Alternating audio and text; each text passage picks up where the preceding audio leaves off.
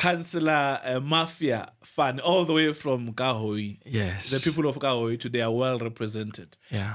Why Mafia? Are you that Mafia or a service delivery Mafia? No, my brother. Actually, the older brother of mine, the firstborn of my mother, was working in the army. Okay. I think that was the SNATF. And when I was born in 1996, so when I was born, he was not around home. He was deployed somewhere. I don't know what was happening in the mountains.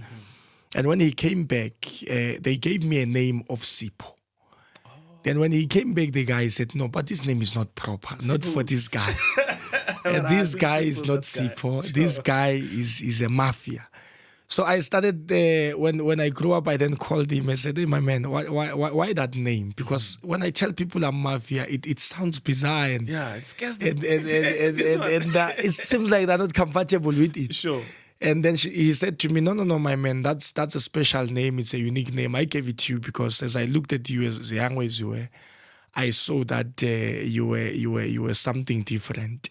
And knowing the environment to which I work in the mountains, I then understood that here we're dealing with a very different person.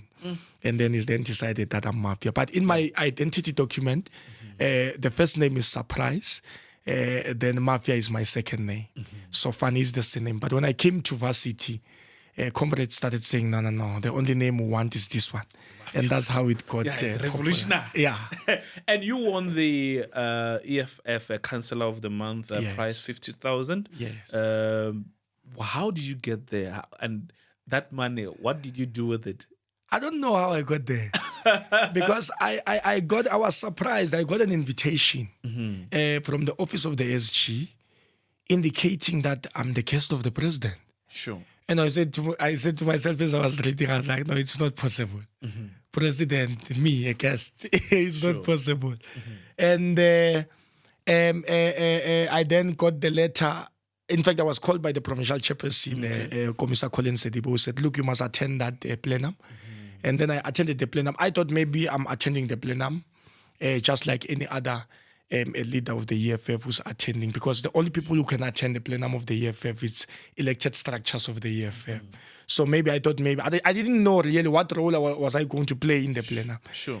And in the middle of the speech of the president, then I heard the president speaking about this thing, to say comrades who have decided to award Councillor Mafia with 50,000 rand, and he can use this money for any project of his choice. I was not the only one. I think I was with Councillor Sbulai from Free State. And we both got that award. And I got very surprised. And believe me, my brother, it got very difficult. You were surprised and you were surprised. Yeah. And it got very difficult because I did not know what to do with that man until I came across this old lady who was sleeping under a tree in a very rainy day, and there was a serious disaster in Nkomazi. So she was staying in a shack. So she decided, I'm not going to sleep in that shack because there's heavy rainfall. She then went under a tree to sleep under a tree. And as I was going around in the morning, checking at their conditions and who got affected and who did not, and I then realized that this old lady was sleeping here. Then she told me that, look, I slept under this tree because I'm afraid that this shack might fall on top of me. Then I took a decision that day that, you know what, with that 50,000, I think maybe we can just try and start a foundation. If maybe it happens that it gets depleted along the way, then we'll see where to fundraise the rest of the money. But we're going to dedicate it into building a proper, decent house for this old lady so that at least her dignity can be restored.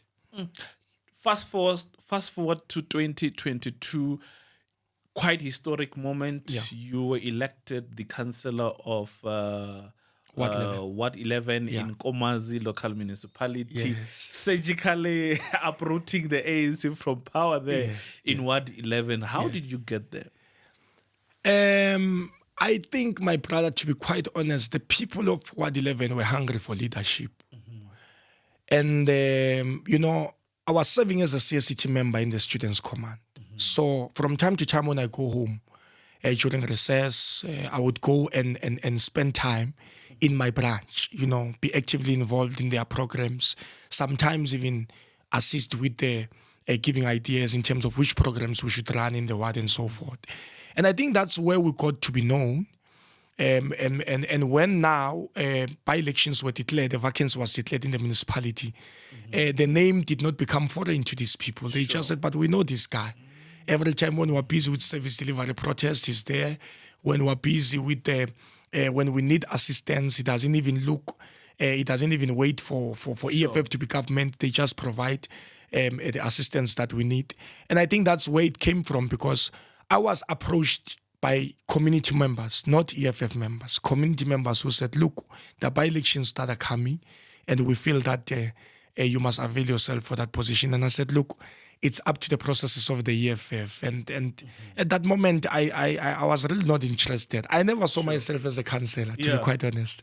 I never saw myself as a councillor. You know, when you're coming from varsity, you normally look down upon these positions of local government and all that. You think maybe positions that are fine, where you can contribute, maybe it should be in levels that are bigger than that.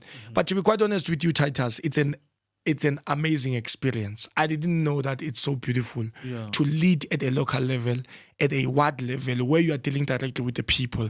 And that's how we got the 1,662 votes that we got. And that's exactly where you were born, Ka-Hoyi. Absolutely. And the people of Ka-Hoyi are definitely proud of you. Stand up, South Africa. Make sure that South Africa, you are counted with me.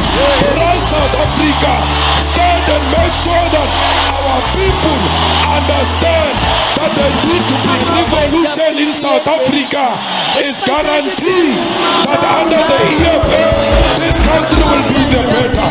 EFF is a Nkomazi. The people of South Africa, Africa and the world, thank you very much for tuning in to this week's edition of the EFF podcast. My name is Titus Tungu. We're coming to you from Winnie Madikizela Mandela House. In today's podcast, we're joined by the EFF Councillor of Ward 11 in Nkomazi local municipality, Ka-Hoyi, in Mpumalanga, Mafia Fane. He joins me now. A very good morning to you, my brother, and welcome to the EFF podcast. No, thank you very much. Good morning to you, and greetings to the viewers and the followers of the EFF podcast. I'm exquisitely delighted having got such an opportunity to be hosted in an esteemed platform of the EFF like this one. Really, I feel honored, and thank you very much for hosting us. No, you're welcome. And we invited you because of your work. Your work actually speak volumes. Now, let's look at the role that you are playing in Ward 11, but to get a sense of what led you to play that particular role. You unseated the ANC with over 1,600 votes. Did you see that coming? No, to be quite honest, I did not. I think going to those elections, were armed only with a conviction to just at least try and demonstrate to the people of Nkomazi that EFF is alive and EFF can run a successful campaign and be able to unseat a party like the ANC, you know, that has existed for years, since 1912. The ANC has been in the lips of the people of South Africa. It has been in the minds of the people of South Africa. And for a party that is only 10 years old, it was not an easy contestation. But we had to take them on because, you know, what really assisted us is coming from a background of being an activist in an institution of higher learning, where you get to deal with students on a day-to-day basis. And when you're dealing with those students, you begin to realize that the conditions of our students are a direct reflection of the backgrounds to which they come from. And, you know, when you deal with these students, they don't have food, they don't have NSFAS, they don't have accommodation, they get evicted in their places of accommodation because NSFAS kicks them out simply because they did not, not NSFAS, the institutions, or rather the owners of the accommodations kicks them out because NSFAS did not pay for their accommodation. Some of them, they can't even get approved, you know, to be funded by NSFAS. And you get to see and be exposed to all those conditions. You then now begin to realize that, look, man, I think where I'm coming from in the dusty streets of Ka-Hoyi, it's a direct reflection of where most of these students who are in Ivy League institutions, by the way, like your UJ, your UCT, your VETS, are coming from. They are also coming from conditions that are similar like mine. And you then get to be encouraged that, you know what, I think maybe I need to play a role in at least trying to make their conditions better, to ameliorate their conditions, and at least create an environment where to be a black student is something that many would aspire to do. And that's the background of where it comes from. So I came from an institution of higher learning with that background, fighting for these students, get violated sometimes. Our rights gets violated by management of the institutions. And but that, having fighters around you would always encourage you that, guys, we can't give up now. We've got this thing. Let's continue fighting. Sometimes you even get expelled from these institutions and all that. And all that thing made us to develop a crocodile skin. It made us to grow a thick skin, and understand that in this country we ought to fight. Sure. Anything that we want, we must fight. And when I was going back home, coming from varsity, I got there now, I started paying attention to the conditions of my people. And being exposed to a place like Joburg, a place like Cape Town. When I was attending in UCT at some point, I realized, good, but our people must not live in such conditions. Why a ward in Ekurhuleni, our people are living in better conditions. They've got tar roads, they've got water that is running in their taps, they've got electricity, they've got street lights. And with us, it's like we're living in a dark heaven. There's no street lights, there are no roads, there's nothing. And if you look at that youth, by the way, the youth is so discouraged, is so demoralized. They are always in taverns, they are always entertaining relationships instead of looking at things that can actually change and transform their lives. And all those conditions, they inspired me. They made me to believe that, no, you know what, I think I must play a role. With a little experience that I got from being exposed to those conditions of being outside the ward, maybe I must bring that into my ward and give my people hope and be able to tell them that, guys, you know what, these are the conditions that we don't deserve. We can actually change this place of Ward 11 and make it better. We deserve to have a proper tar road. We deserve to have a proper clinic that is going to operate 24 hours. Sure. And our people will be able to access it with all the medical care that it needs. We deserve a proper primary health care facility.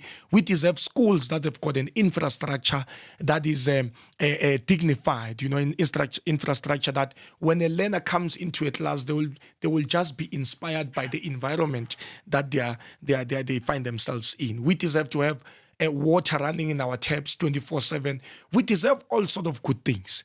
But if we choose to give up, then it means that this place is doomed for failure. Because any area, my brother, it develops because of a youth that is determined. So I targeted young people. I spoke to the hearts of young people. I said to them, guys, we can change these conditions. Let's work together. And you'll be surprised, Titus. We started with a very worrisome program. I say it's worrisome because, it's controversial. In fact, I was looking for a better term. Sure. Controversial. We protested in a railway line. Yeah, we just went to a railway line. We decided, you know what, this train has been passing here since 1985. Not even one person from my ward is working at Transnet. It's not just even about my ward. It's about all the wards where the train passes, but it's unable to at least accommodate the youth of that area so that at least they understand that they are also part of that economic activity that is happening there. The train passes, 6 to 10 wards in Nkomazi. All of those wards that I'm speaking about, there are no people that are employed by Transnet. Let's leave that. There are no social amenities that are done by Transnet. Voluntary to at least say, because we're operating here, to alleviate let us try and assist a school to renovate. Let us try and give students uniform or learners pupils. Let us try basic things. So Transnet was not doing all those things. So we had to stop it. So now when I gathered this youth to say, let's try and stop this thing, many of them said, I'm schizophrenic. They said, I'm mad. Where have I seen a train being stopped by mortal beings? And I said to them, it's fine. So there were a group of some 20 young boys there in the community who said, but we hear what you are saying. We think we can do it. So I had to sit down with them then we do the science of stopping the train. Now we had to calculate the time, the distance. Okay, right, we know when it comes at this speed. For us to be able to reduce, to assist the train, to start stopping at the distance, we must be able to put signs that are going to show the train that there's a problem up front, and just communicate with the driver, because in as much as we wanted the opportunities, we also did not want to cause havoc where we're going to threaten people's lives. But bravery kicked in. So we wanted to do it. And 20, and as little as we were, we just determined ourselves. So as I'm finishing this point, at 4 a.m. in the morning, we wake up. Sure. No, it was 1 a.m. So we want to close the railway line at 1 a.m. But now, another young smart mind there stands up and say, but my brother, I'm worried. What are the implications of closing now? Because when we close now, there's a possibility that Transnet might be alerted as early as now, and they're going to use the state apparatus to disperse us. Why don't we wait for it to be for the sun to rise? And so when did it you have the rises, schedule of the train? What time is coming? of course, we know Sure. after every hours does it passes the area, because agree, when something has started moving in your area while you were young, at 1 a.m. in the morning, Sure. I'm expecting You know it. the At routine. 4 o'clock, I'm expecting it. If it doesn't passes at 6, definitely at 8 is going It's to coming. pass. So now what happened is we then waited for the sun to rise. Then our plan, because I was worried about them. I thought maybe now they were becoming scared. But as a leader is a leader by the ability of listening to those that you lead. Sure. You don't just believe that you've got monopoly of ideas and things must go the way you want. When they advised us, we then had to listen to them and said, look, man, let us maybe listen to what they are saying and implement the ideas the way they are purporting that they should be implemented. Then we successfully stopped that train.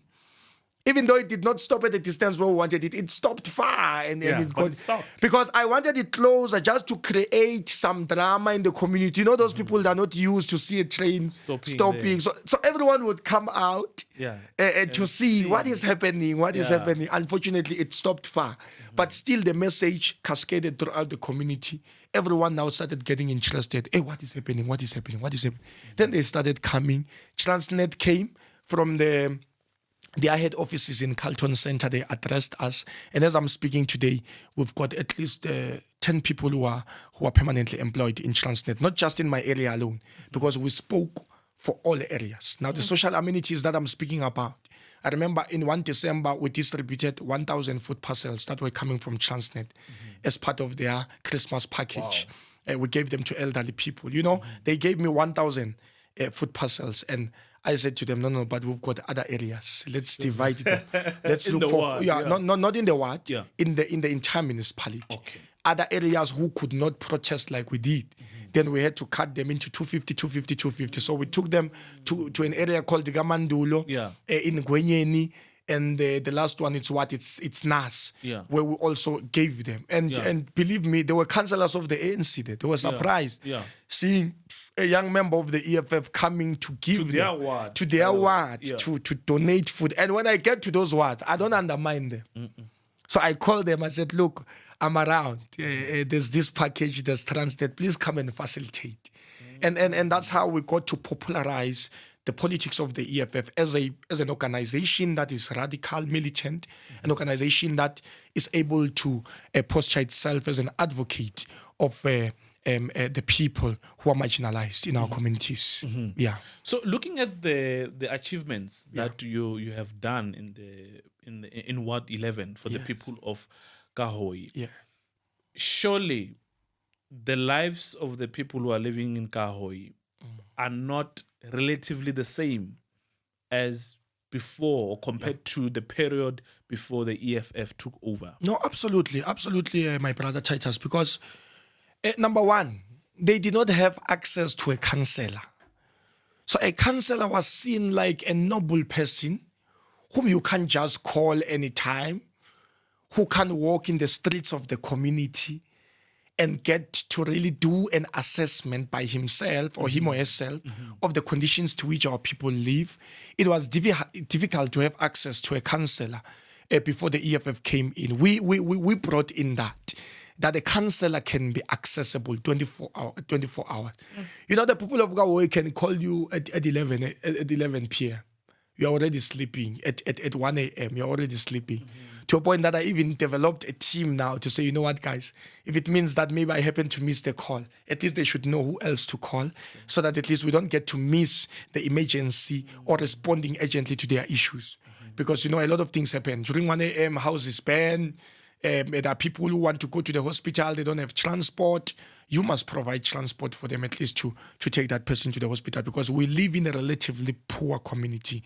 It's extremely poor. Now, they did not have that. That is number one. Number two, in Ward 11, there were areas, and those areas, they constituted a big chunk of the ward, a big portion of the ward, who did not have access to water.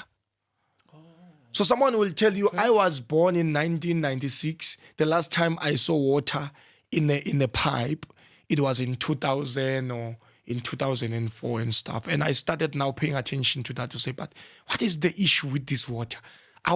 Don't we have infrastructure?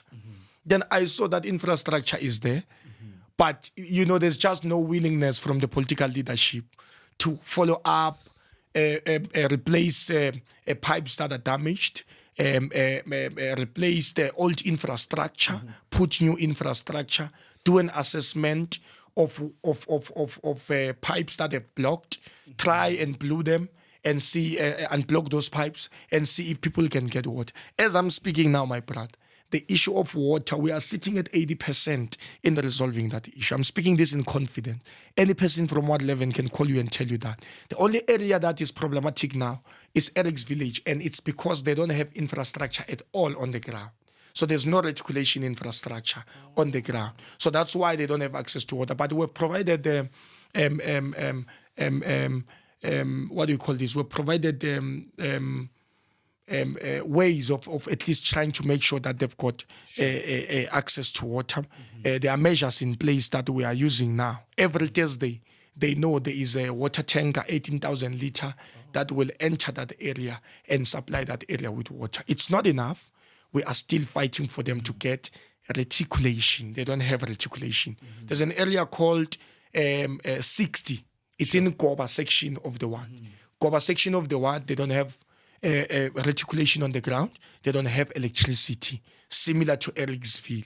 It's the same issue of saying, when I got in there, there was no infrastructure on the ground, so I had to try and put it on the IDP.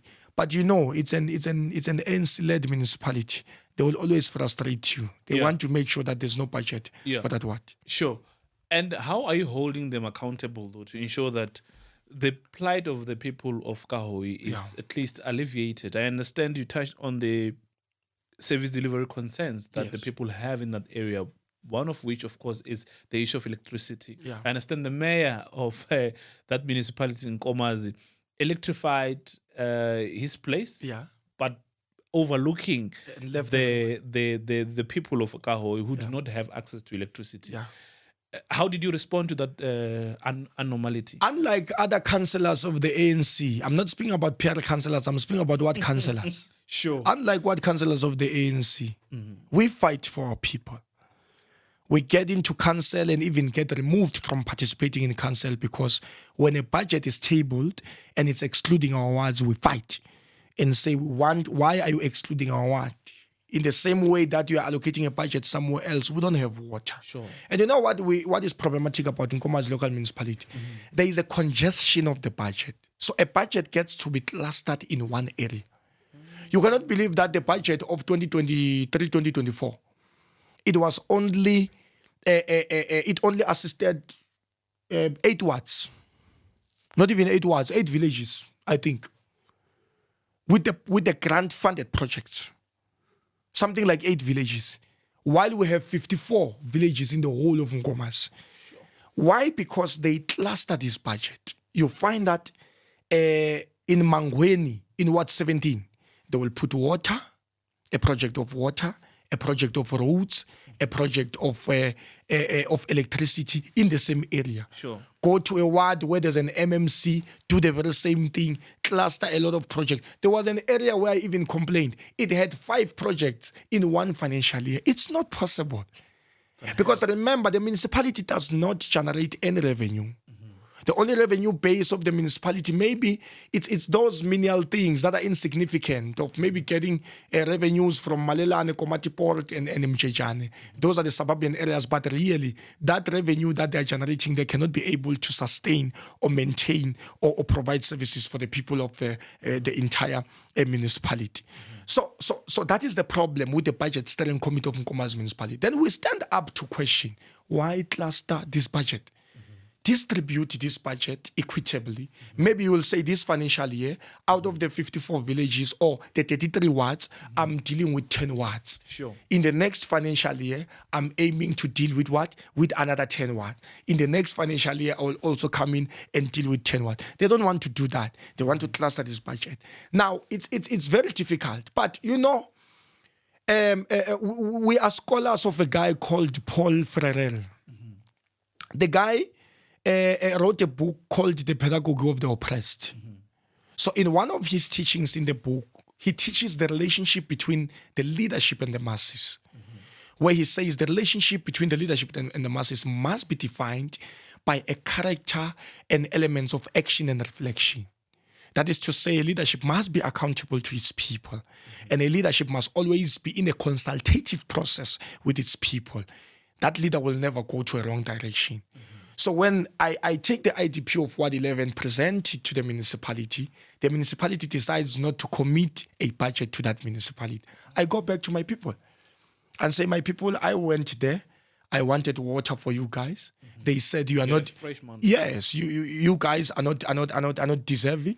They said you are not deserving. I want a road. They said you are not deserving. I want street lights. They said you are not deserving. This is what is happening. What do we do now? And the day when you saw us being kicked out of council, where I was removed, sure, that day, the community said, Councillor, we are accompanying you to the municipality. Sure. And it was a day of the council meeting. Yeah. So they organized transport. I think we had hundreds of community members going there. Sure. So it seemed like they got briefed that were coming. And when they got briefed that were coming, they started now putting maximum security. I've never seen such a security in the municipality. Securities with guns. And what happened? Defenseless masses. Defenseless masses. Now when I come in, so councillors go in. As I come, I'm blocked from the gate. They say today, you must not enter. Something that is very unconstitutional. Yeah. On what basis? And they said I must not enter. I forced my way in. When I forced my way in there, they start wanting to table this budget. When they want to table this budget, we start making noise. We start making noise from where we were seated. They remove us take us outside. When we're outside, we start saying, but we deserve to be here. Because in that budget, they said Ward 11 is not there. But not just Ward 11 alone. You know what I like, Titus, about these comrades of the ANC? They step on each other's toes. They don't love each other. So the same conditions that I'm faced with in my ward is the same conditions that their own councillors are faced with in their ward. So budget allocation in Nkomazi municipality works like this. They give you a budget if you are within the faction of the mayor. So there are councillors of the ANC who are not in the faction of the mayor. Okay. So those ones get dealt with very seriously. I was telling them in the previous council, you are just defending nothing because all of you are not here and in your wards you are going to be insulted. So when people of Ward 11 want to say, these ones of the ANC in Ward 11 want to say, we told you that when you put Mafia or you put the EFF, you won't get any services. We, the ANC, control the budget. I then tell them that, okay, it's fine. I get a name EFF. Let's go to Ward 9 in Tonga. Let's see what do they have there. Let's go to Ward 22 in Gamhlushwa. Let's see what do they have there. Let's go to Ward 6 in Dludluma West. It's a ward of an MMC called JB Ndlovu. He is the MMC of planning. He plans the entire IDP, but there are no services in his ward. I don't understand what is he planning if he can't plan for his own people.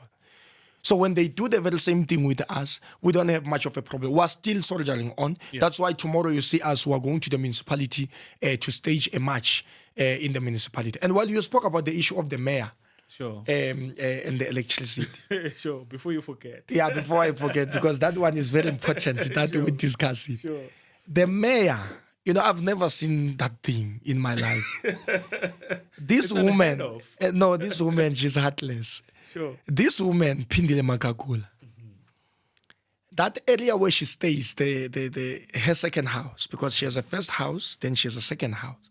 That area where she stays, it's a new establishment. Ne? It was established in 2015 when she was still the councillor in the municipality. Now then she also went and got herself a stand there. She started building in 2017. I think whatever, the house was complete and that. Now the residents there, they started connecting themselves illegally. So how do they do this thing? Ward 24 is adjacent to Ward 26, a three-copies lang loop. So they started collecting or fetching electricity from the neighboring ward, taking it crosses the street to Ward 24 where the mayor is staying. Now the mayor now waits for an opportunity for her to be a mayor. Then she sees that this thing of running cables on the ground, it's not proper. Maybe now I must upgrade. Then she buys herself poles. Yeah, those electric poles.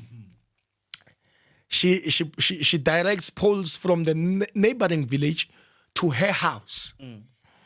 And when she does that, the members of the community now, they start to question Eskom. How did you connect that one alone? So they don't know that she bought the poles herself. Then Eskom responds and says, no, but guys, we're not responsible for that infrastructure. Yeah. You cannot believe she's the only one who's connected there in such a manner. Yeah. It doesn't matter whether it's wrong, but it looks dignified. Again, there are poles that are crossing. Yeah. So it looks like Eskom is connected here. Then also she decided to share with the councillor, the former councillor of the ward. They are sharing together those poles. Sure. Then when the community started protesting, then they protested and it got to the ears of the EFF. We then took a decision to open a case against, on the 23rd of March, against the mayor of Nkomazi Municipality to say she has tampered with essential infrastructure that belongs to our state-owned enterprise, Eskom. So no one touches that infrastructure. It is the sole purpose of Eskom to connect everyone. Eskom remains the custodian, as of yet, of electricity in the country. And anyone who needs to be connected must be connected by Eskom. But because she's a mayor, she has money, she then decided, no, I'm going to buy the infrastructure myself. Now you ask yourself, who supplied her with that infrastructure? Do they supply it to individuals, that infrastructure? So you then get to see that even in Eskom, you've got people who really are messing up our entity because they steal those things and decide to sell to the mayor. Yet there are areas that do not have electricity. So the mayor, she's alone there with electricity. It's nice. The entire community, they are forced that now they must connect illegally on the ground. As I'm speaking, that's not the only area. There's an area called Buhlen. Buhlen is where the speaker is staying in Steenbok Ward 8. There's no electricity. That place was there since 2012. There's no electricity. The mayor, that area was there since 2015. There's no electricity. Now ask yourself a question. I'm a ward councillor of Ward 11. My people don't have electricity. When will they get electricity, these people of Ward 11, when the mayor's ward does not have electricity, when the speaker's ward does not have electricity? That's when now the question of a mismanaging of state funds come in. To say the budget of Nkomazi municipality that is supposed to work for our people is not working for our people. It's there to enrich individuals. In that municipality, you come in poor and go out rich. That's the only thing that ANC councillors achieve in that municipality.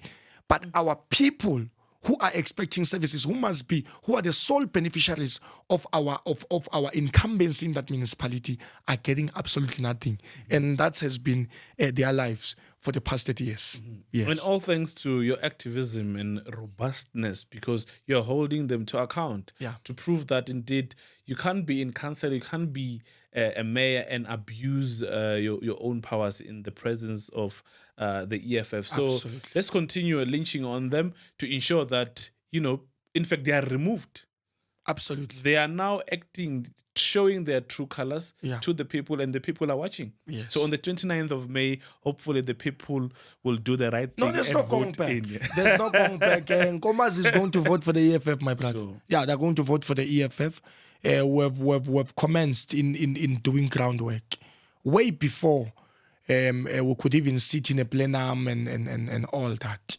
There's one thing that we must appreciate Titus, is that Ward 11, after winning it, it became it became a ward that was literally the face of a ward that can be a model of what an EFF government can do for its people. Sure.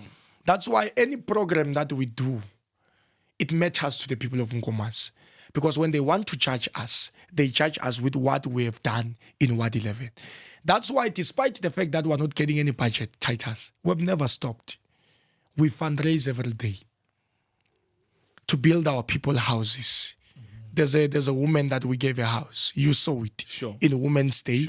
A very decent house that we gave to that woman.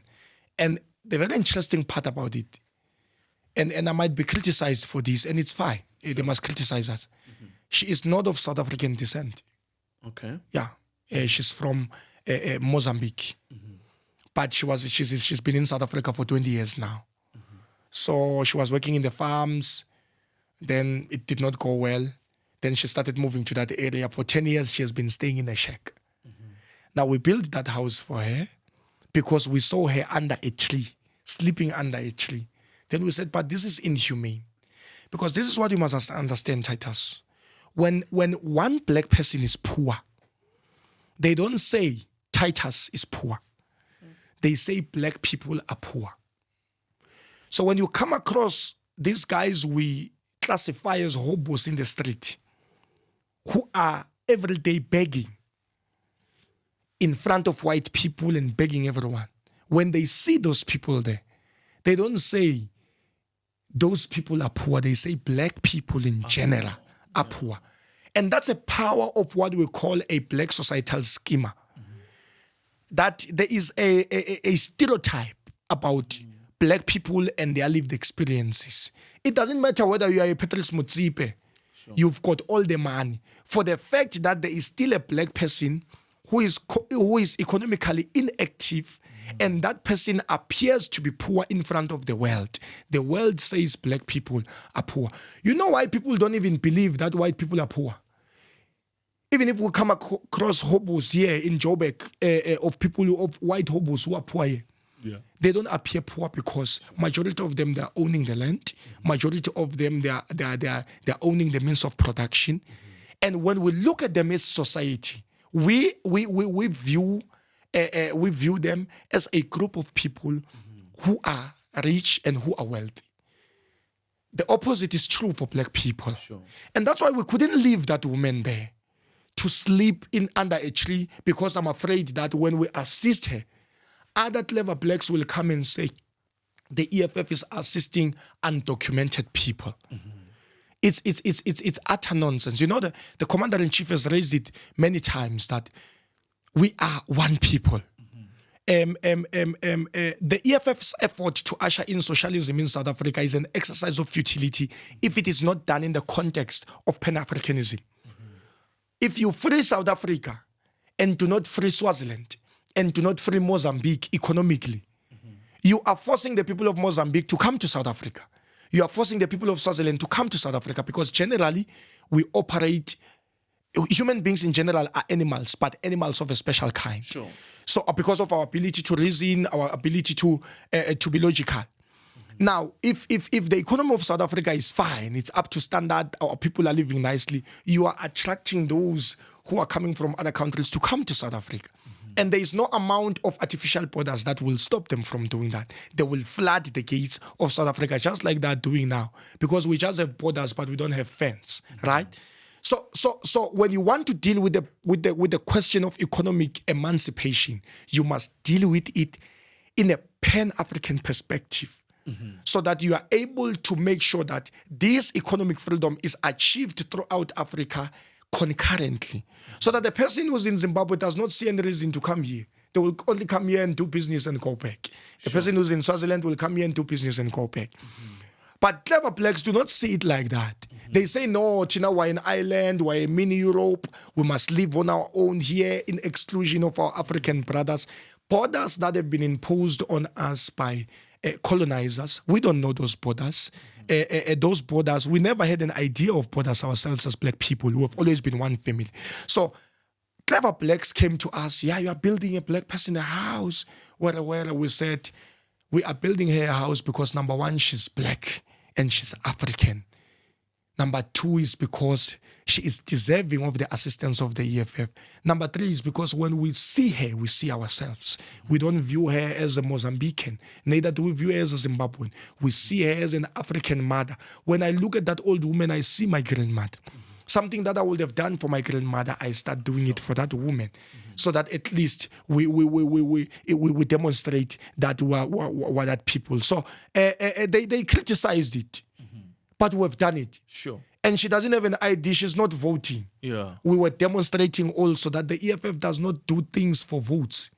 We don't do things for expedience. We don't do things for electioneering. We do things from our hearts. We assist people because we know that if we leave them, no one will assist them. Black people are not wanted in Europe. They're not wanted anywhere in the world. You go to the Middle East, they're not wanted.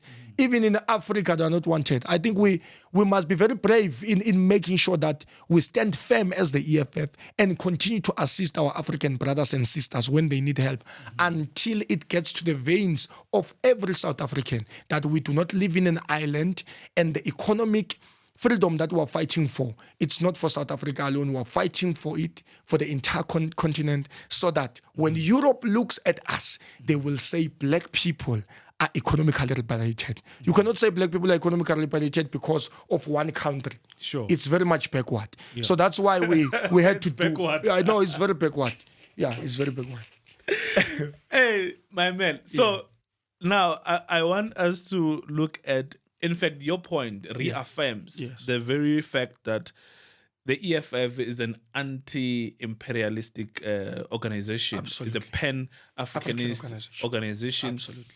Which values the rights of Africans, regardless of where you come from. Yeah. And also the fact that we don't do things for votes. Yes. Because other people would say, okay, fine, it means now that you have donated a house to you want a votes. so-called foreigner, therefore you'll get a vote from the foreigner. So be it. I mean, the EFF, true to its cause, it's there. The existence of the EFF is there to make, in fact, represent the poor and the marginalized and the downtrodden. Yes. So big up to you, and we salute you for the work that you continue doing in that part of the province. Now, in most cases, contrary to other political parties, the EFF does not only provide transport to the elderly to pay points during elections, right? Yeah. But other political parties do that for expediency. Absolutely. I mean, they do that during voting. Yes. On voting day, you'll see them. Grannies will be taken from pillar to post with buckies and all of that. Yeah. But in your ward, we understand that you are out there making sure that you take the needy to the pay points. Talk us through that. You know, Titus, there's nothing that excites me like the point you have just raised now. I love that thing. You know, I enjoy seeing those makukos happy when they enter that taxi and go into the Sasa pay point to say they are going to get their money, and when they are done, they galavant, not even galavanting, they move around buying whatever they want to buy. They don't have to worry about the wheelbarrows and pushing to their places that are even far from the pay point. They just take their things, put in the trolley in the taxi, or put it in the taxi if it doesn't have a trolley that day, and they are taken to the gates of where they are staying. It makes me happy. It makes me sleep peacefully at night. You know why? Because when I went to them and spoke to them about this idea, they thought I was bluffing, they thought I was joking. I said to them, you guys have done something amazing for the EFF. The EFF has never got such support in Nkomazi from elderly people. And it means a lot to us. And as a way to say thank you, and as a way of showing that we appreciate you, our grandmothers, our mothers, we want to donate this to you.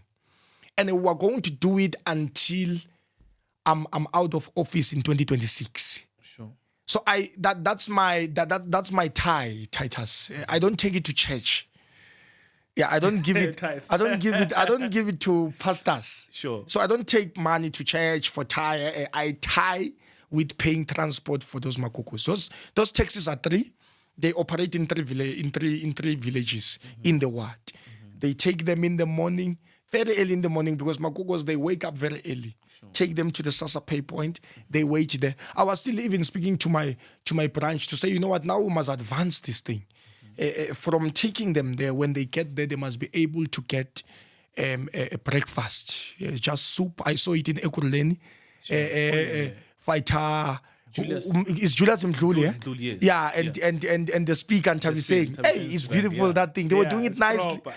And I got very jealous. I said, no. Yeah, and winter's approaching, by the way. Winter's approaching. Hey. This soup will come in. And those guys, they were doing it consistent. Sure. Yeah, but they were doing it consistently. So I said, no, to amend what we are already doing with the transport, maybe let's give them a soup in the morning so that as they wait for this grant, they must not get hungry. If they have got medication, they must be able to drink. So why do we do that, my brother? We want to demonstrate to our people that we are not only available to them during election time. Look, my man, every month you take from your salary and pay transport for these elderly people for 12 months, the second year 12 months, the third year 12 months, because my term started a little bit late. That's almost 3 years of consistency in making sure that you pay that transport. Even when I get paid, I don't clown with that one. It gets debited to somewhere because it's waiting to pay for transport so that these old people can be assisted with going to Sasa Pay Point.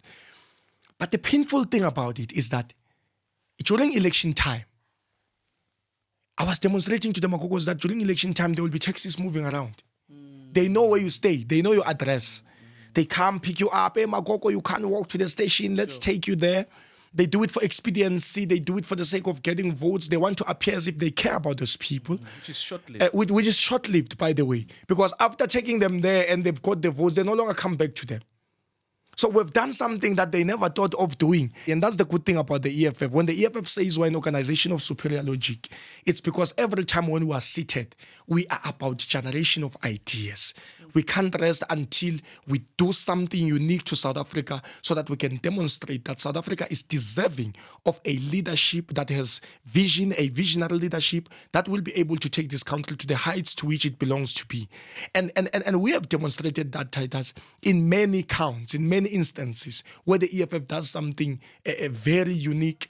Look at what the CIC was doing, the program of identifying, what do you call these things, centers of disability. Oh, yes. You know, the CIC goes throughout the country, you know, yes. Throughout the 9 provinces. He goes there, he speaks to those kids. Yes. He donates.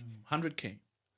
100K, sometimes 150. We're celebrating our birthday, sometimes 150. So, you know, the CIC, it would depend on his mood that day. Sometimes you'll hear him saying, no, 150,000. Hey, 100,000. Sure. And it's good. As a member of the EFF, you become proud. Yay, I've got such a president who can identify people with disability and prioritize them. A president who can say, look, I know you are not going to vote for us. These kids can't even vote. Yeah. They're disabled, they're not voting. They are kids in essence. But we go to those centers, renovate those centers, do all these good things. So it's another example of a demonstration that we are a government that South Africa has been waiting for. And I think the people of South Africa will be able to give us that opportunity.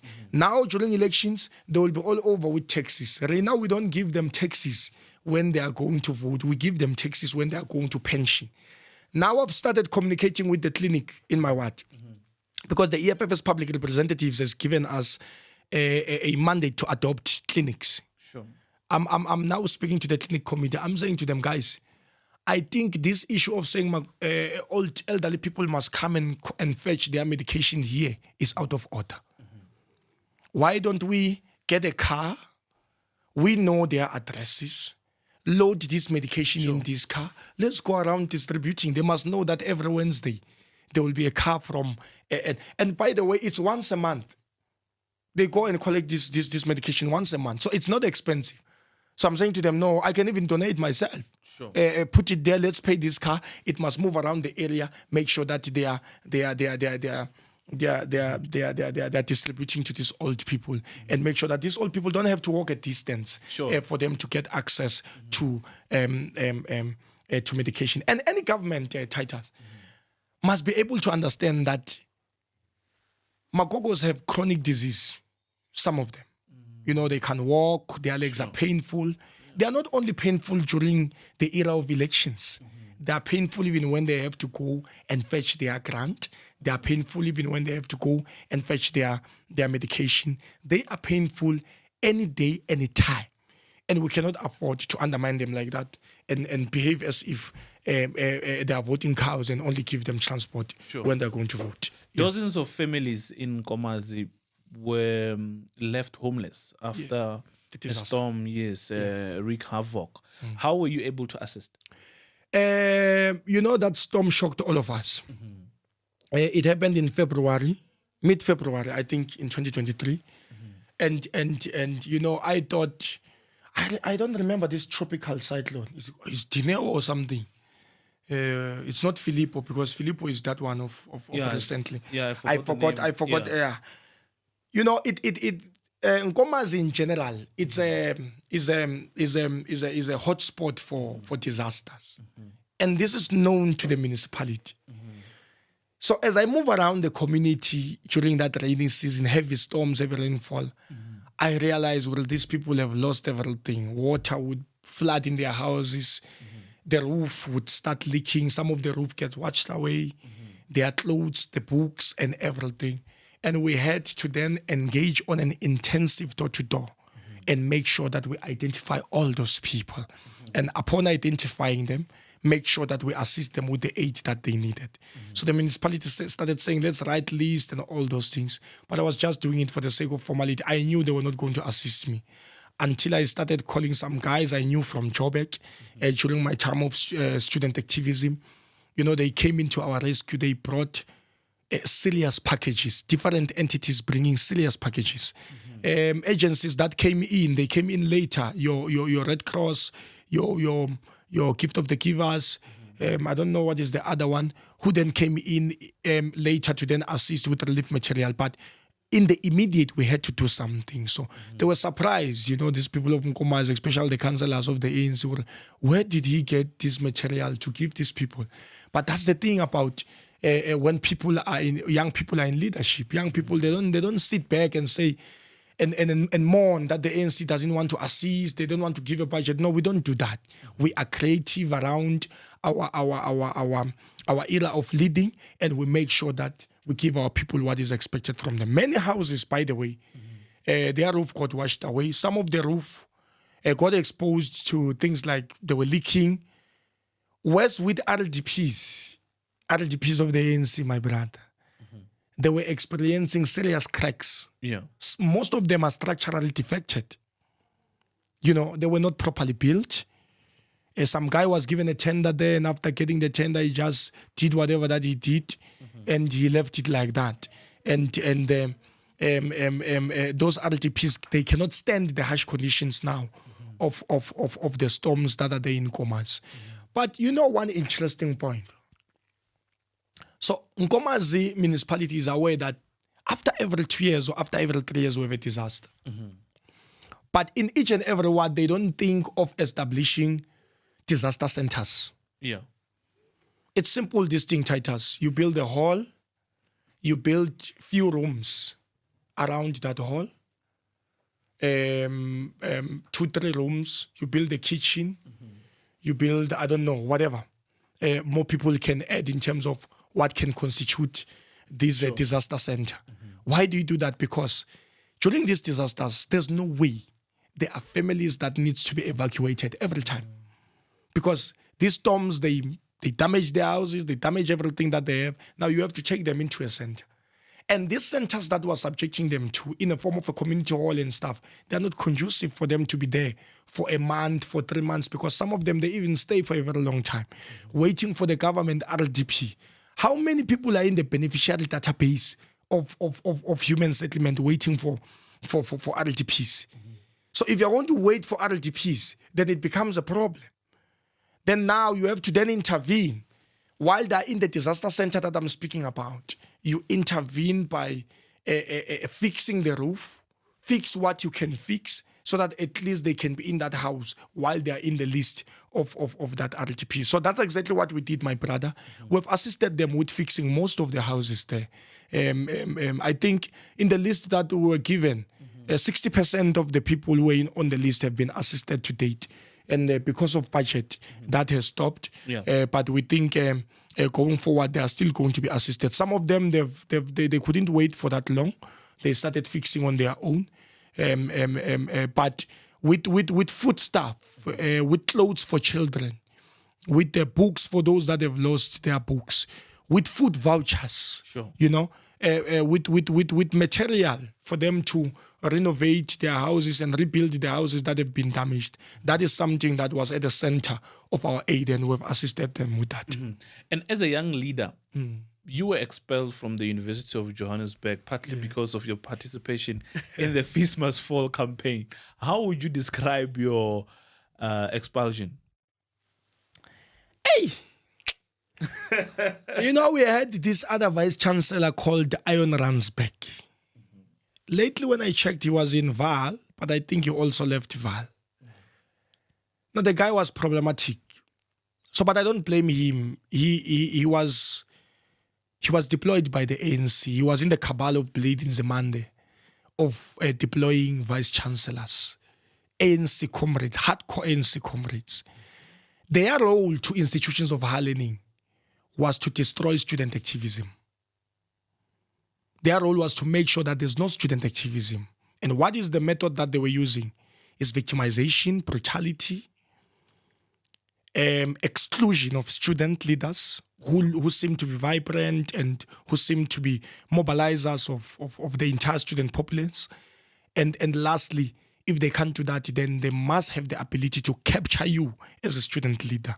Fund your lavish lifestyle, fund everything that you need until you don't find value in risking all the things that they give you and you stop representing students.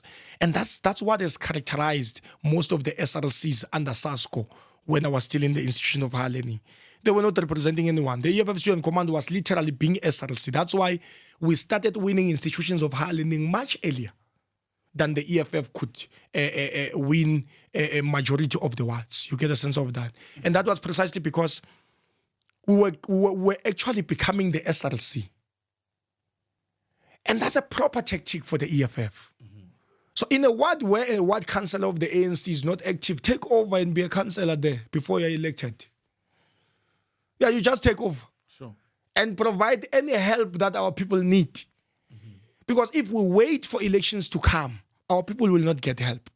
And that's a method that was used by student leaders in institutions of higher learning, where they did not wait for SASCO to provide leadership. The EFF Students Command provided leadership. So Ion Ransbeck targeted student leaders. Anyone who looked vocal was supposed to be suspended or expelled so that they can inflict fear on those who are following that particular leader or on those who are looking up to that leader for guidance. And they've done that with many leaders.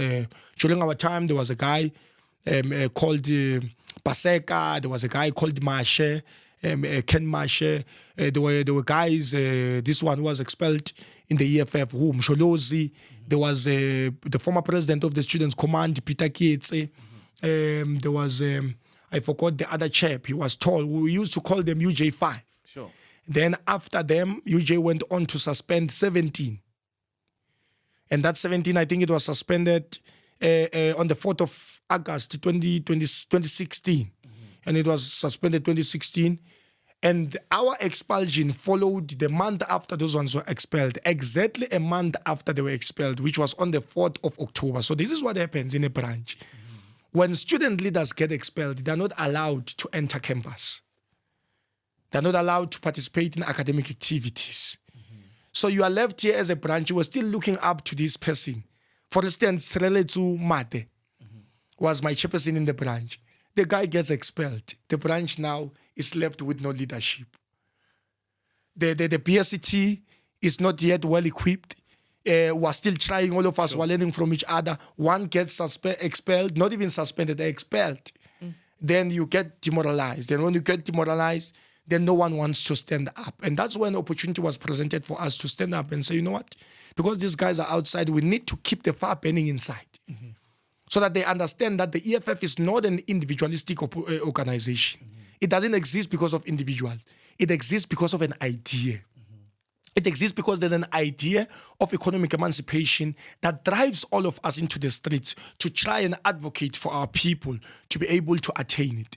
So that is exactly what made us to continue to go. And when Iron Ransberg realized that we've got rid of these ones, now there's an emerging generation as well that wants to do exactly the same as those ones. Then they had to make sure they deal with this emerging generation. They cut the head. They're trying to silence you. They chop the head so that if a third generation would think of coming up, the third generation will have to think twice.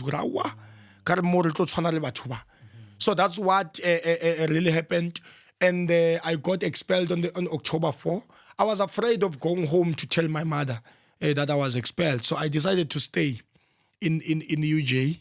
I was staying in an off-campus residence. So it did not affect my relationship with the off-campus resident. And I was an NSFAS student. So NSFAS kept paying.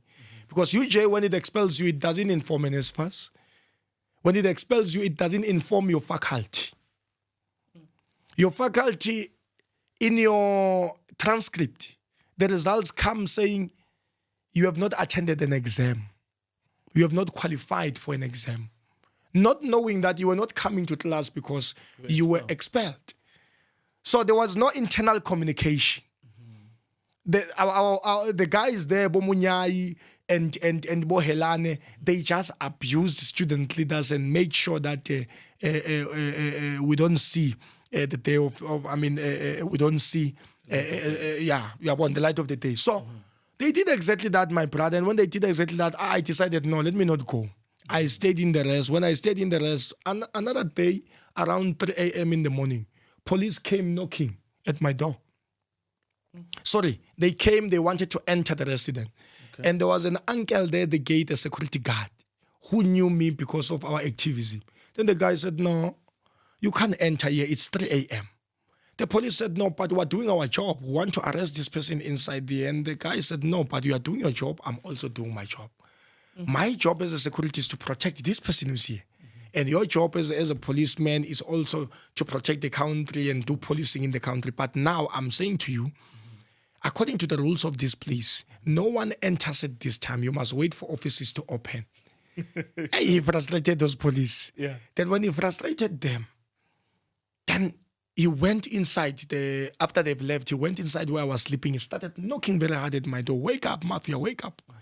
I woke up. When I woke up, Malume, what is happening? He said, my man, you gotta run. Take your stuff and leave, or else tomorrow you'll be in prison. I just decided, I took my things, I left. I went to Brixton where I was staying. While I'm still in Brixton, there are fighters from KZN coming to seek refuge also in Johannesburg. Because that side, they were looking for, police were looking for them. Yeah. The group of Gazuzu, the group of the rest of the guys, Bokanyile, they were looking for them. And as they were looking for them, now they were being shot literally with live ammunition. Wherever they find them in the streets at night, they would do exactly that. Then they started running to Chobe. So we met in our exile there in Brixton. We were exiled. We stayed there. Then in December that very year, we went to KZN. The EFF had given the CSCT of that time that was led by President Morulane and Puabo Madokwe to go and make sure that they seek justice for Kanyile, Bonkosi Kanyile. You know, a very ungrateful guy, because the EFF assisted a lot in making sure that the guy doesn't stay behind bars. I think he's one of the few activists of FISMA's who got assistance. Some of them, they couldn't get the privilege that he got. But the EFF leadership used to visit absolutely, him. they go to his cases, they attend everything. Then he goes now another day and start insulting the leadership of the EFF and saying, I did not ask you for assistance. You see, that's the thing about some black people. They're just generally ungrateful. But I'm happy because the EFF did not entertain that. We just said, we're assisting because he was a member. But not just Nkomazi alone. Even Mkebo Dlamini was a member of the Youth League, abandoned by his own political party. The EFF intervened and made sure that he's released because the cause was genuine. The EFF did nothing wrong with that. It said, you know what? There are students who are being arrested simply because they are protesting and saying fees should be free, calling for free quality decolonized education. The likes of Vianney Pambo in Wetswatersrand, many forces, the likes of Amla in Pretoria, in University of Pretoria, many forces got arrested. And this guy was just ungrateful. But we just leave it there. So that's exactly what happened, my brother. I got expelled that year. Then after I got expelled, I then went back home. So in December, I spent my December in KZN. Just for the purpose of buying time. I can't go home and tell them I'm expelled. And mind you, my brother, I've applied in University of Pretoria because I never wanted to do physics and chemistry in UJ. So I was just doing it for the sake of doing a bridging course. So UP couldn't take me with my school leaving results or my grade 12 results. So I had to try and get a bridging course. Then I majored in physics and chemistry in UJ. When I passed well in June, I took those results. I applied to UP for medicine. While I'm in a strike of FISMA's fall on the 27th of September, a letter comes in to say, leader, you are accepted conditionally, that you maintain your academic performance. And then I did not see that email. I'm in the streets, I'm protesting. Now when I'm expelled, I'm alone in the house now. I start going through my emails. I come across this conditional acceptance letter that says we accept you on condition that you maintain your academic performance. That is to say, when you go for your December exam, you must have maintained or even done much better than the results that you gave us in June. So it's an acceptance in a way, but it's just trying to say you can't lose your momentum. Continue with the momentum, because this momentum is the one that determines, by the way, that ascertains as to whether you're going to go to medicine. When I got home, I don't tell my mother that I'm expelled. I keep quiet. Then in January, my mother says, hey, Chief, are you not going back to school? I say, hey, me, I don't know, I want to go to UJ. Hey, UJ, I don't like that school anymore. Why? I don't like that school anymore. And now what do you want to do? I say, Mama, now I want to do medicine. I have an acceptance letter, it's here. Yeah. I'm showing her the conditional acceptance letter. My family comes in, they fundraise 5,000. I come to UP. I get to UP, I come across this other administrator, very loving, a white lady even. I was very surprised, very kind. And this lady says to me, what's happening? How can you assist? You know, I'm here to register. She takes my acceptance letter. She assists me with everything. I get accommodation in Olympus, boys' residence, something like that. In Olympus, I get accepted in Prince of Campus of Medicine. Now, I'm in the process of registration with a conditional acceptance letter. I get to this other lady, a black lady. I forgot her name. I would have said it in this podcast because she's the reason why I'm not doing that medicine today. Sure. I get to this black lady. The lady says, but when I'm checking in the system, I see that when you are from UJ. I say, yes. Or then give us the results of December. I say, I don't have. Or why don't you have them? I said, I dropped out. Sure. I dropped out. I couldn't afford the fees anymore. Then I left it like that. I'm creating stories, my man. Sure.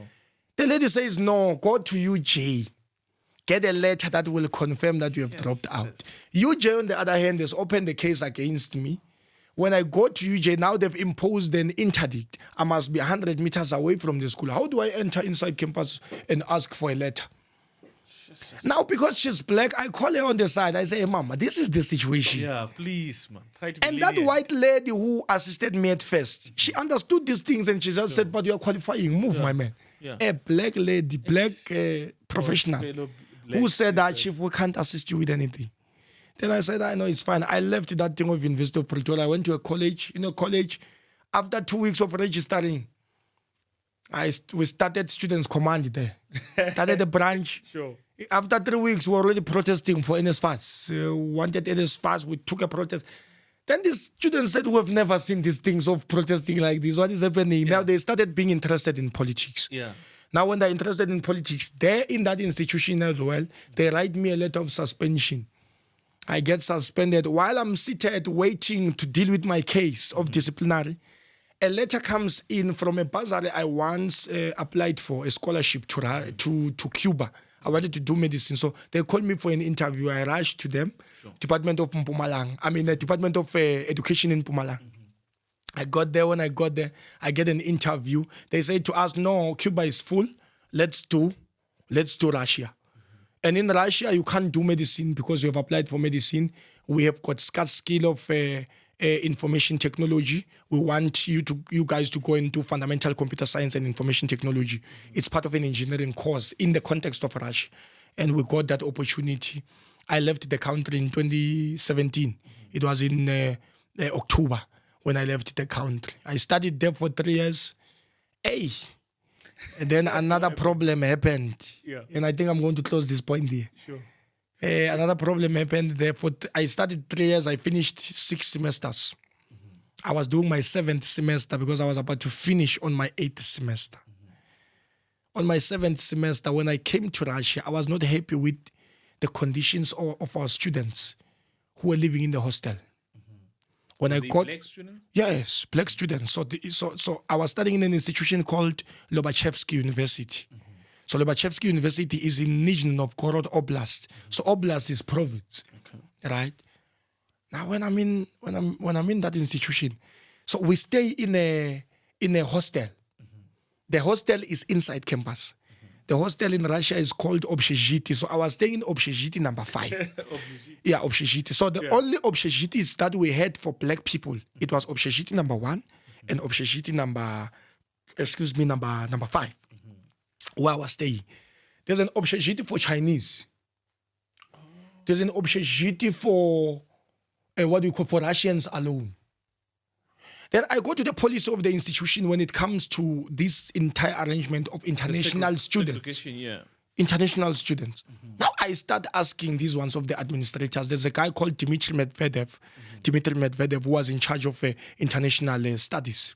I said to him, Dmitry, what was the purpose of establishing international courses and stuff? Why should you bring students from all over the country to study in Russia if your aim is not to build an integration and make sure that you expose Russia to the outside world? Because if you can remember very well, Russia started opening its borders, I think it was roughly in 1996, very late after Ama dispensation Samash. Russia was almost one of the latest countries that opened its borders to people. So when you're in that country, my brother, even to this day, they are not used to a black person. You enter in a mall, it will be like a zoo. Because those people in the mall, different floors, all of them, they will stand there and want to watch you as you walk. So some of us, because we understood we do not have time for nonsense, we just moved, do our things and go. Sometimes they even take videos. Something that is very disrespectful. But, well, what can you say? They look at us as some species that are scarce and very dark. They've never seen that, you know. So it's recently that Russia really opened its borders for, the outside country to come in. Then I go to this Dmitry. Then this Dmitry gets threatened by that to say, but why is this guy asking so many questions like this? Then in my hostel where we're staying, in one room, black students are staying in 4-4. Sometimes it's bunk beds, sometimes you are not allowed to have a fridge. We're not allowed to have appliances. I just said, because I'm coming from South Africa and I know these things, this is not what it's supposed to be. Then after that, I start questioning these conditions to say, so there was a lady called Comandante.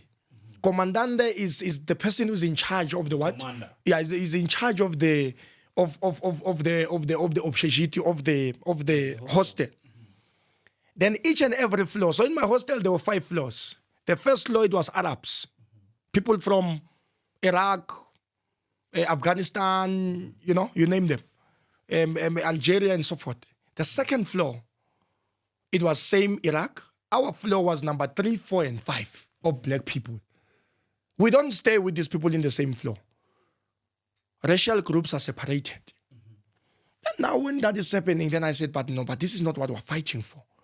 We want a world that is integrated, a world that will understand that we're all human beings, and a world that will understand that outside of these institutions, relations can be built. Because these people who are here, some of them are studying political science, some of them are studying law. Tomorrow they will be leaders in their countries. How will you as a leader in Afghanistan call a leader in another country and say, let's build relations if you have not used the opportunity in an institution of Harlem? So it was sort of segregated. But what I did not like is that when I got down to these Arabs, they were staying in 2-2, sometimes 1. Russians, 1 in a room. Me going to what? You guys were made to share. Me not going to what is this? Then I called these brothers. So there was a guy from Nigeria, a guy from Zimbabwe called Kevin Mwenye, an activist from Zimbabwe. I called a guy called Eric from Gabon. I called all of them, Roderick. I called all these chaps to say, guys, let's sit down and look at these conditions. Why are we staying 4-4 in a room? When I go to other floors, I find them 2-1-1 in a room. Yeah. You get a sense of that. Then when we started questioning that, we started organizing ourselves as black students. Now we started calling huge meetings. That's where problems started. Yeah. Hey, I was called in a meeting. To be deported. Hey, me, when I go to those meetings, I tell those Africans, we can't be divided in a foreign country. We are all not from here. We can't have people going to be spies of those people in the offices, telling them about who is doing what in the hostel, who's not doing what. Let's unite. If we can unite and they see that we all cry about the same thing, maybe these people are going to feel for us and assist us to change the condition. Yeah. We also deserve to live like human beings. You get a sense of that. And when we did that, my brother, that first meeting, that huge meeting we had, there were pictures that were taken and it went to the management of the institution. I was called the next day by what do we call it, intelligence forces of Russia, and I was asked like this in a room like this. I was made to sit down. Hey, Chief, are you a terrorist? and then I said, you know what, guys, I love this country a lot. I'm not a terrorist. And if terrorism means uniting black students against any form of discrimination and any form of mistreatment, then I am a terrorist. I kissed that country goodbye. To this day. They told me you are expelled for 1 day, for 1 year, go home, think if you want to be a student, you'll come back, and they were getting rid of me. You're a rebel of note. No. Hey, these things got me in trouble. So, I proceeded with with UCT. I was in UCT doing political science. Unfortunately, I did it only for 6 months because my mother passed away in June that very year when there was COVID. So I was doing it while I was in Free State because we're not attending classes. So I was doing it via, we're doing visual classes and all that. And while I was in Free State, I was in UFS for deployment of CSCT. And I got a call on the 26th of June, that my mother passed on around 12 o'clock. And I had to leave and go home. When I got home, these things of school, I couldn't focus anymore. I started being demoralized. I wanted to mourn. I stayed at home. And that's where this entire activism of what 11 now comes in. Because for 6 months in 2020, you are at home. You are doing nothing. Then I said, but I can't be in the room. Let me go and mingle with my people and see what we can do. And your mother, may her soul continue to rest in peace. You must be definitely proud of you because of what you have done for the people of, Mpumalanga, for the people of South Africa. And now you took part. You talked about your activism in the student command. Yes. You also contested the election of becoming a president. Hey, you're starting problems. Yeah. Take us back. What are your reflections when you look at the roles that you played and also your contestation for power? Hey! I wish Zitla was here so that we speak both of us. Sure. It was an interesting time. Mm-hmm. I served in the CSCT 2 times. So I served in the CSCT the first term, and in the middle of that term, I left for Russia. So I couldn't finish the term. Mm-hmm. But when I came back, the conference decided, no, we want an international relations officer. Maybe because this guy is out there. Mm-hmm. And then we normally have these meetings of the UN and the youth of the UN. Maybe the guy can assist us to create relations with progressive student movements outside South Africa. And I was speaking with President Mandla Shikwamba, and we then decided, no, I must form part of the configuration of additional members of the CSCT. And I entered. They gave me the role of international relations, and I served while I was outside. Mm-hmm. So when I was kicked from Russia in 2019, in December, when the EFF was having its first or second NPA. Second. I was coming with the very same day I was landing in South Africa. Mm-hmm. And when I came back here, I told President that, hey, there things did not go well. Then President said, don't stay at home, move around and let's work. We are back home, get another institution in South Africa, let's work. And that's where I started interacting with branches intimately of the EFF Students Command in the country. It's politics. Fighters will always speak when they see you working there. They start now inflicting ambitions on you. They said, look, man, we think that you can do better in this position instead of where you are. And to be quite honest, at first I was not interested because I thought, me being outside, I was actually fighting to get back to Russia. Mm-hmm. Yeah, that was my fight, to get back to Russia. And when that did not happen, I'm here, I'm deployed, I go to my deployment and so forth. Then a date was declared for the conference, that the conference must sit. Sure. And internally we start speaking and having conversations about that thing. So because I'm originally from UJ, as in like my first branch that I joined of the EFF Students Command, I was called by UJ comrades, we sat down, we spoke. They said, look, man, we feel that you are ready now to contest for that position. But the good thing about those comrades, before they can speak the issue of your rate, we then sat down and draw a map.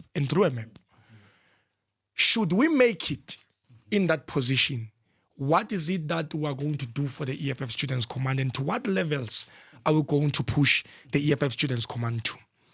At the time, the Students Command was lacking primarily important things.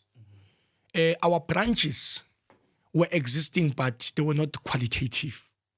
So, but by qualitative, I mean we had the quantity, the popular generation, we won SRC elections. But when we were in power in SRC elections, we were unable to sustain the power when we were in SRC. So we win this year, we lose next year. Sometimes it takes us time to get the branch back or the university back, like in the case of University of Mpumalanga. It was difficult to get it back. We win this year, we lose. And then we then sat down and started scrutinizing that, because we don't want a situation where our ability to lead gets disrupted along the way, because SASCO comes in, we come in. So it's just a Sisyphus complex. You go up, you roll a stone up, then when you're up there, it falls down like that. It's madness. Then we then sat down and said, now we want to build quality branches of the Students' Command. But we then started defining what is a quality branch of the Students' Command. So a quality branch of the Student Command, number one, must be able to rally students behind the banner of the EFF, as it's embodied in the manifesto. A branch of the EFF Student Command must be able to pursue high radical transformation in a manner that seeks to deliver free education in that particular institution to which they exist. an ideal branch of the EFF Student Command must be able to advocate for the interest of workers and students in institutions of higher learning. An ideal branch of the Student Command must be able to have a dynamic relationship with, there must be able to be dynamic relationship between community and student struggles. And that's where we're lacking. Okay. That's where we're lacking, because most comrades who are coming, or fighters who are coming from the Students' Command, when they shift to mother body, they are unable to be, they're unable to participate and contribute to their fullest. So we saw that, no, man, there's a principle that we've undermined here of building this dynamic relationship between our struggles in institutions of higher learning and our struggles in communities. When I started here, I said to you, the conditions of students in institutions are a true reflection of the conditions of our people at home. That is to say, institutions of higher learning are a microcosm of a macrocosm society. What is macro in this sense is South Africa as a country. What is micro? It's the institution. So one exists because of the other. And the characteristics of the one that is micro define the characteristics of the country to a certain extent, and the other way around. So we then said, no, man, we must build this dynamic relationship. When they don't have electricity in the community outside the campus also doesn't have electricity. Sure. When they don't have water outside the campus, inside the campus they also don't have electricity. When they don't have, when there's there's issues of crime outside the campus, there's issues of crime inside where? The campus. So this is what we had to understand. Yeah. Then we said, no. An ideal branch of the Students' Command must understand that a community protest is our protest. For as long as it is progressive and it pushes the agenda of economic freedom and the total liberation of our people, it is an agenda that we must associate with. An ideal branch of the Students' Command must be able to participate in international struggles and campaign. An ideal branch of the Student Command must have fighters who resembles or fighters who are able to embrace academic and research excellence. We must not inside campus and grow old there and be ancestors in the campus. We must be able to demonstrate that we are able to academically perform.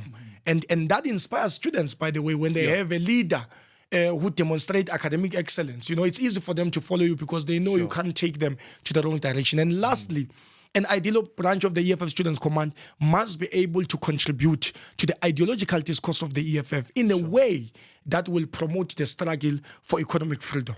So after defining that, we then understood that the EFF Students' Command, as it existed, its existence was mainly dependent, or it was mainly informed by the 7 principles that are defined in the Constitution, in Section 5 of the Constitution of the EFF Students' Command. And any branch of the EFF Student Command in South Africa that is not a reflection of that cannot assist the EFF to galvanize students behind the EFF. Let me make this example, my brother. We were winning SRC elections. But when it comes to general elections of the EFF, or we're going to contest for local government elections, students were not voting for the EFF. Sure. Then what is the meaning of that? Because our sole role, or the most primary rudimentary role, is to galvanize students behind what? The EFF. So we had to then sit down and structure our campaign around that, to say we have deviated from the principles that define the existence of the EFF Students' Command. And we need to get back to that. But how do we do it? By having quality branches where we're going to have activists. We must not just launch branches with numbers, but when it comes to the work that needs to be done, those people are not there. You'll find the branch has 100 people during the day, the PSA, the branch student assembly of launching. After electing, that branch is unable to then perform its task because those people are no longer there. So now we then started introducing something like pre-launching. What is pre-launching? Pre-launching is to say, before we launch your branch, before you pay for the membership, that 1,000 that you need to pay, or 1,200 and above, you must first call a meeting with all the members who have signed the membership form. Let us distribute these forms to them, and every member must hold his or her a membership form. And that's how That's how you get to get. Yeah, you get to understand, my brother. If we have warm bodies or we just have ghost branches. So we wanted to do away with the culture of ghost branches because it was concerning, especially in TVET colleges. Yeah. You know, TVET colleges are the most historically disadvantaged institutions, and to this day, you know, there's no much that has happened to assist transform those institutions. So it was on the basis of that. But we contested in Beechwood. I think it was the 24th of July when we contested. We went there only with ideas. Sure. We just wanted to share ideas with the conference of the EFF. And then we had a delegation of 588 students who were in that conference, and they all participated. They chose the way they wanted to choose a leader of their choice, Commissar Sihlelonzi, a very good brother of mine. And as we were contesting, what was nice about that conference, it was similar to the one of 2017 of President Peter Kietse, Bopens Pengwane and the like. It was all about ideas. Sure. So it was never personal. It was not something that if I don't win this position, then tomorrow I'm on Facebook, I must insult the leadership. And to demonstrate that it was never personal, you went back, you won a what in a Ka-Hoyi, what 11? No, Titus. Well, with the what, it's something else, something extraordinary. But honestly, when you join the EFF, just underneath the membership form, there's a clause there that says, I, Fighter Fane, so solemnly join the EFF. And I do so voluntarily without any aim of personal gains or without any aim of securing positions. I'm not entitled to any position or any deployment in the EFF. And with that being said, you are volunteering to be a member of the EFF. Now, when you lose a position, you must then go back and revise that clause to say, I did not join the EFF positions. Sure. We don't follow positions in the EFF. And when the majority has not agreed with you leading, it's not because they hate you. Sometimes they think you are not yet ready. Sure. And when you are ready, you won't even have to ask for that position. They themselves will call for your name. And in the EFF, that's how we operate. One not after position. That's why we went to the what? Determined, my brother, encouraged with huge enthusiasm, zest, with a huge zeal to say we're going to try. We might have not made it in the conference, but in this word, we're going to try. Sure. So we already forgot. That's why if you can check in my Facebook, immediately after losing the conference, I wrote a statement telling those comrades who supported me that, look, this thing of whatever you called it, SUSO and stuff, it ends today. Yeah. There's only one group, and that group is the EFF Student Command. All of them must rally behind the president of the EFF Student Command, Commissar Sihlelonzi. Sure. 29 May 2024 general elections are due. Have you done enough work? Do you think the EFF Student Command has, in its current form, managed to galvanize the student populace to ensure that they deliver the victory for economic freedom on the 29th of May? I would say so. You know why? When we were checking the results of how many people voted in terms of age group and stuff, young people registered in their numbers. I think the leadership of the EFF Student Command that is there now did an absolute amazing job in getting as many young people to register to vote. And by virtue of registering them to vote, young people are not stupid. You know, this document that you have here of the manifesto, these are the people who engage with this document. And if you can go under higher education and check what the EFF is promising to do for the students of South Africa should they vote it, it's precisely a very good practical solutions to the problems to which, the conundrums to which they are faced with in institutions of higher learning. So the Student Command has done predominantly well.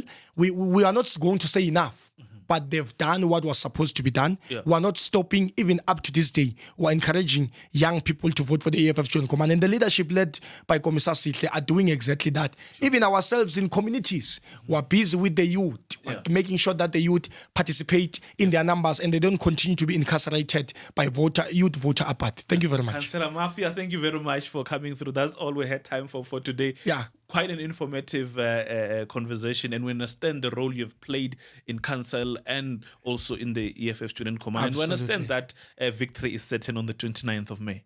Absolutely. Nakanjani baba siyaywina lento. Sure. President, we are a union building. We are going to deliver ministers of the EFF that are going to provide direction in terms of the statecraft, how it should be run, and a government that is visionary, that is going to change the lives of our people. Yeah. Your message to the people of Ka-Hoyi who are watching?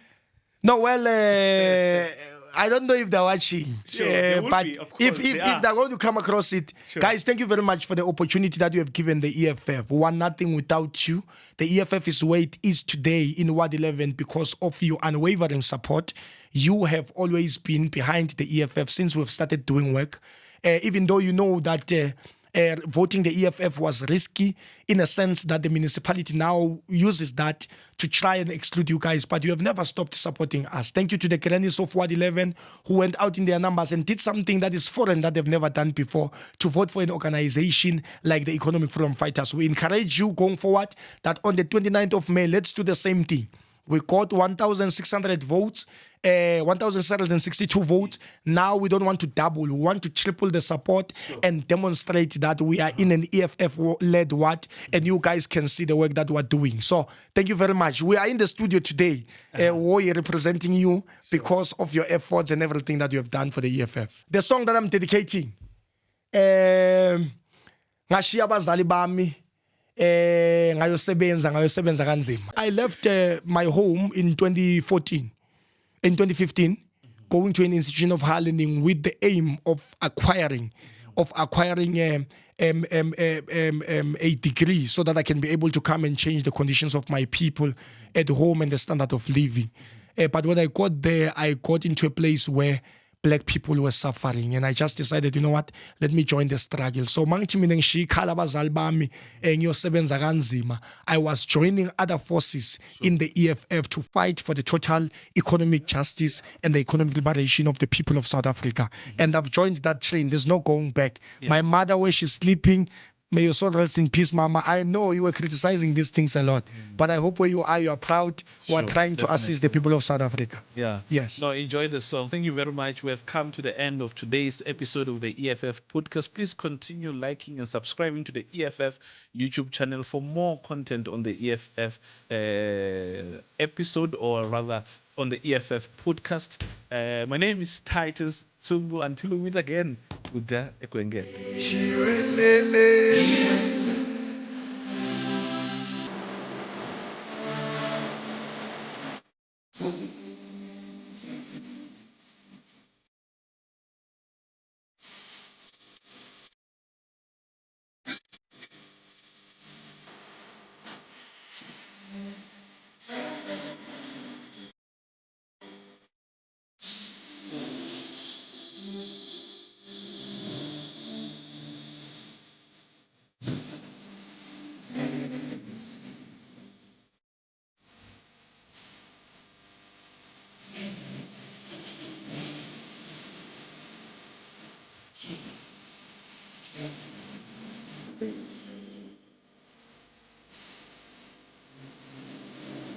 Revolutionary greetings to the people of South Africa, Africa, and the diaspora. Let me begin by thanking each and every one of you for the support you have shown to the EFF when we were celebrating our historic 10th anniversary. You were part of history as you gave as little as you could, from SMS donations, cows, water, transport, and many others. You funded the celebration of a revolution. And for that, you must be very proud. The revolution, however, is far from over. In 2024, we have an opportunity to fix the mistakes of the past and secure the future of our country for generations to come. We started our journey on these streets of Soweto, where we were formed. We are now on our way to the Union building. South Africa needs a government that will create jobs, provide houses, and provide adequate healthcare and sanitation for our people. It is not fair for our people to live like this. We need a government that will change the lives of our people for the better and put an end to unemployment, landlessness, homelessness, and load shedding that is destroying our economy. We are therefore calling on you to walk this journey with us on the road to victory in 2024. We call on you to support and oil the election machinery by donating towards the liberation of our people. We appeal to you to donate as little as you can. Please donate cows, groceries, vegetables, t-shirts, water, transport for our volunteers, anything within your means to finance the revolution. The dedicated volunteers and ground forces of the EFF, from Mafikeng to Mdantsane, from Alexandra to Messina, Umlazi to Khayelitsha, will require food, transport, and resources to deliver you to the promised land. To contact us, please dial 063-685-1695 or email us at tgo@effonline.org. Your support will deliver the EFF to the union building and deliver economic freedom in our lifetime. Be part of history and make sure that we correct the betrayals of the past. We need you to once again to stand up and be counted, South Africa. Let's make 2024 our 1994. Let's finance the revolution today.